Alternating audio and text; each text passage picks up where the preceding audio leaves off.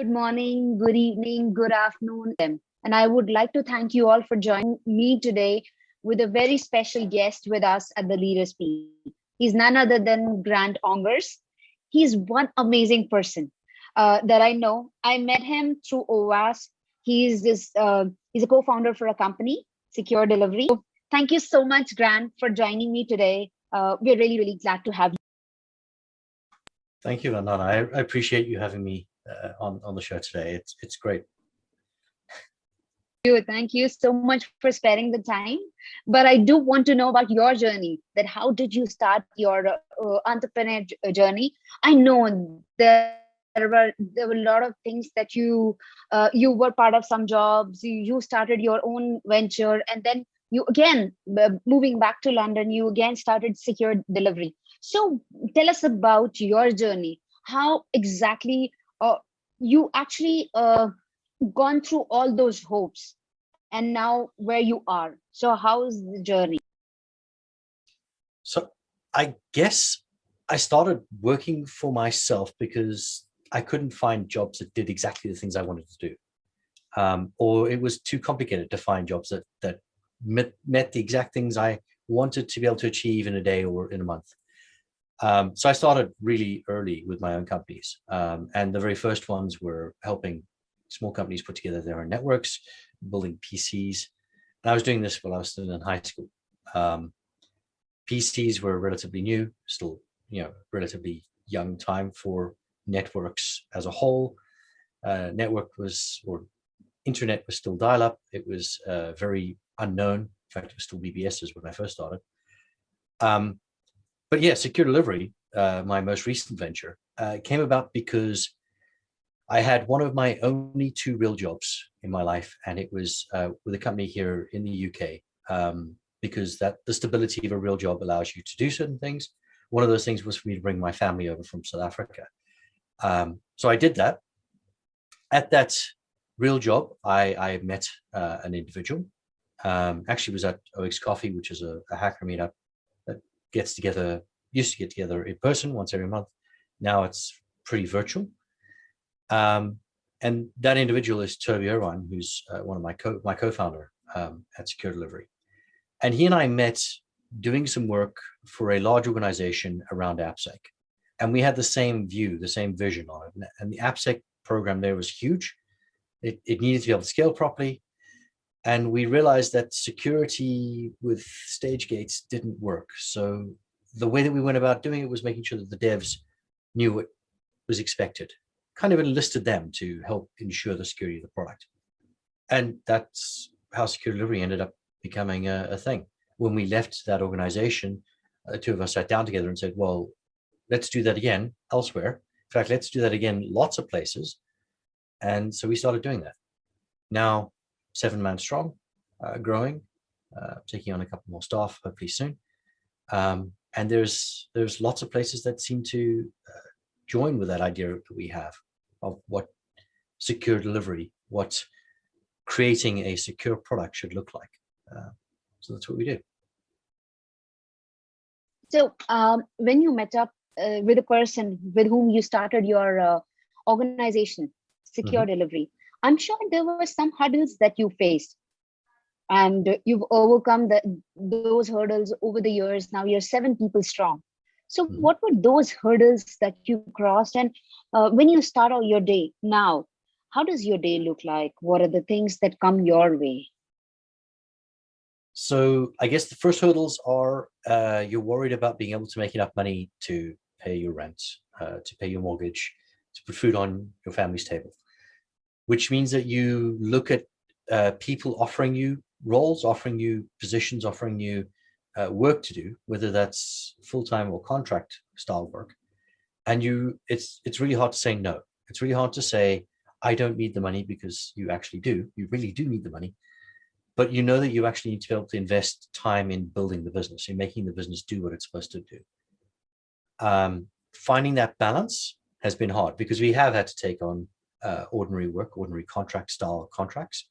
And certainly initially, the first couple of months was going into a lockdown, which has made gaining new customers and gaining new opportunities incredibly difficult. Having said that, we've done well. It's been an incredible journey. We've been surprised by how well that's gone, because we have invested in talking to new customers and investing time in those customers, and it has paid off. We've managed to do a lot of work with new customers. My current day job, it depends on the day of the week. Right now, I'm still providing some services to one of our customers around Zap tooling, helping them to automate some of that stuff. In fact, ZapCon after hours, or whatever the ZapCon extension is called, you'll see that I'll be talking there with Marcus Mee, who's the product owner for platform security across HMRC. So if it's that day of the week, I will be working with HMRC and with the teams there.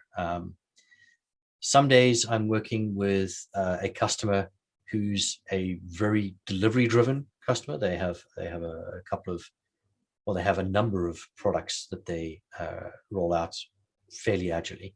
They've recently been acquired by a much larger organization. That much larger organization has a lot of security controls that they need to try and meet. So my day could be kind of a CISO role for that smaller delivery group. And then I'm bouncing between helping them deal with compliance for ISO 27000 to answering security architecture questions around, hey, we're building this app, how do we do authentication? To demanding mutual TLS everywhere, because that's currently the mandate. So it depends on the day of the week. Some days I get up and my entire morning is free, and I get to work on the application security curriculum project for OWASP. Those are the best days, because those are the days when I can sit down here with a cup of coffee and I can just get stuck in. Unfortunately, there are not a lot of those days. Not at the moment. Yeah, person with a lot of hats to wear. Yeah, but that's probably true for all entrepreneurs, right? If you're building a company, you're wearing a lot of hats in that day. Right. And how do you balance all of those hats? That's very, very important, to be sane, to be managing all those hats. I have a very understanding wife, and my children love computing as much as I do, although they're probably playing games more than I am. Definitely playing games more than I am. So it helps that I'm able to spill my day out beyond the normal 8 or 10 hour workday. It doesn't help that I'm probably shifting gears more regularly than I should. It also doesn't help that it's far too much work in a work week than is healthy. So I do take breaks. DEF CON is a great example of one of those breaks where I have nothing work related, although it's still InfoSec. It's still what I love. And I guess it also helps. My work isn't really work to me. It's things I enjoy doing. So although there are parts that are work, my day is very much tempered with a lot of things that I actually get energy from doing. It's a I guess it's a malaise that we all share.